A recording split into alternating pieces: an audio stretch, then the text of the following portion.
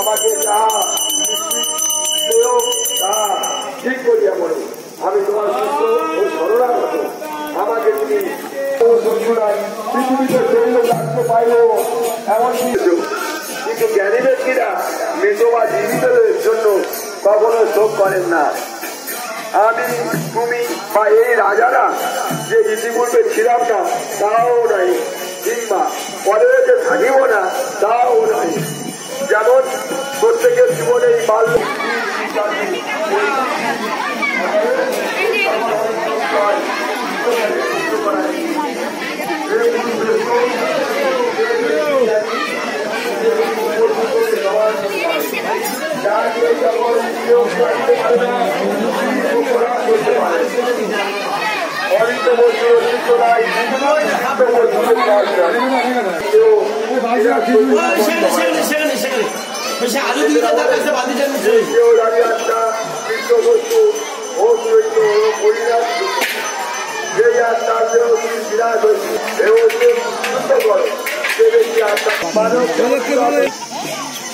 হ্যাঁ, তেজরাম বাবু সম্বন্ধে কিছু বলো তুমি।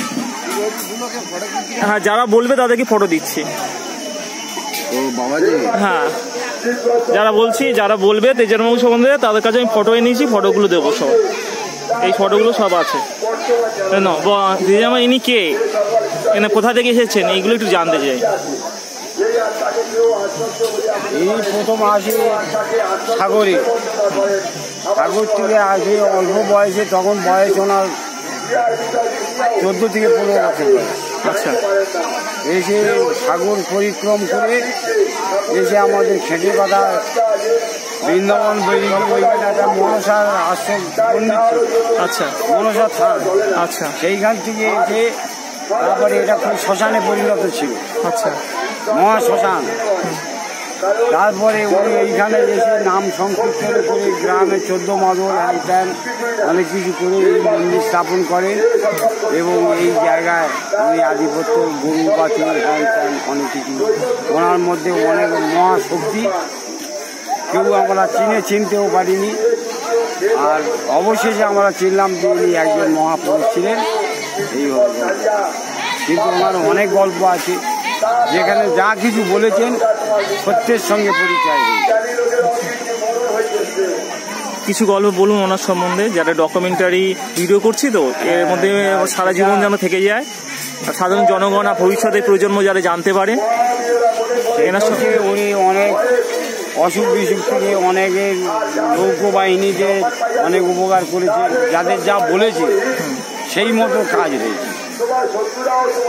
আর শিষ্যমহল প্রচুর, অন্তত আরো 200-250 থেকে শিষ্যমহল ছিল। আচ্ছা, ওনার কিছু মাহাত্ম্য আছে? মাহাত্ম্য বলতে এই মন্দির এইখানে স্থাপন করেছে,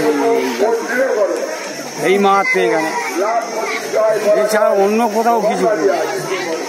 এবার কোথায় অনেক জায়গায় অনেক কিছু আছে, কিন্তু সেই জায়গায় আমরা গিয়ে পৌঁছাতে পারিনি আর জানি।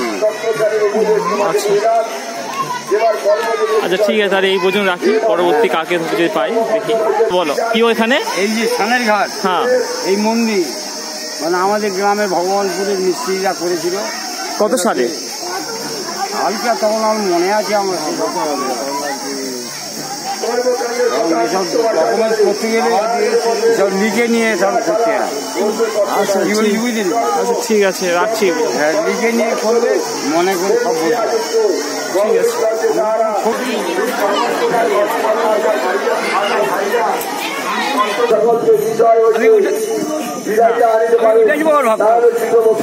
বেশ কিছুদিন আমি খেতে বলতে আছি, বাবার কৃপায়, বাবার করুণায়, বাবার দয়ায় বহু মানুষ উপকৃত হয়েছেন এবং মরণাপন্ন ব্যক্তি তারা বাবার করুণায় ভালো হয়ে গেছে।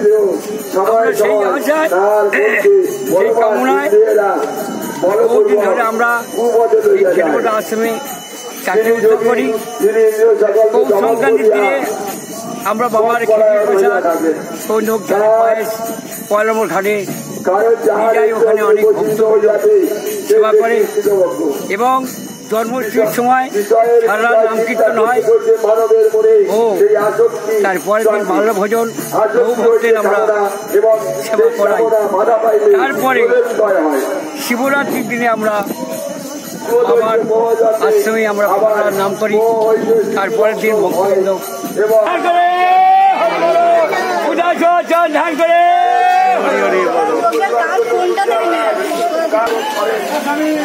বলুন একটু নামিয়ে ধরুন, এবার বলুন। দীর্ঘদিন ধরে আমার বাবার উদয় শহর আশ্রমে আমরা দেখেছি উদয় বাবার কৃপা করুণা দয়া অনেক মূলমূল রোগী হসপিটাল রোগী বাবার কৃপায় বাবার করুণায় সেরে গেছে, তাদের রোগ সব সেরে গেছে। বাবার করুণায় বহু মানুষ উপকৃত হয়েছেন, যেমন মাছের বিক্রি অনেকে অনেক রকম চাকরি পেয়েছেন, অনেকে অনেক ভাগ্য ফিরে গেছে। আমরা সেই কাছে সেই কামনায় সেই চাকরি দেবতাকে স্মরণ করে রাখার জন্য তার আমরা চাকরি উৎসব করি।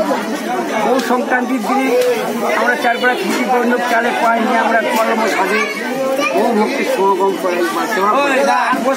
জন্মাষ্টমীর দিনে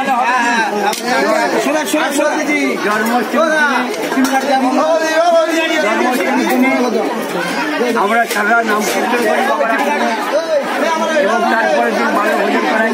যত ভক্ত আসে আমরা তাদের সেবা করাই। শিবরাত্রির দিনে আমার বাবার আশ্রমে নাম কীর্তন করি, তারপরের দিন যত ভক্ত আসে সেবা করাই। বুদ্ধ পূর্ণিমায় আমাদের তিনটে গোলাবাড়ি কীর্তন হয় বাবার কৃপায় বাবার করুণায়।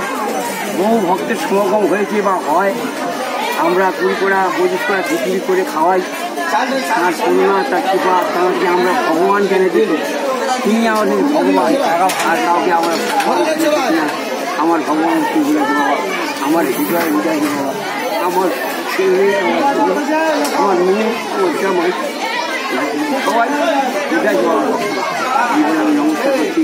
যদি কোনো বন্ধু করে থাকি আপনাদের কাছে ক্ষমা করবেন।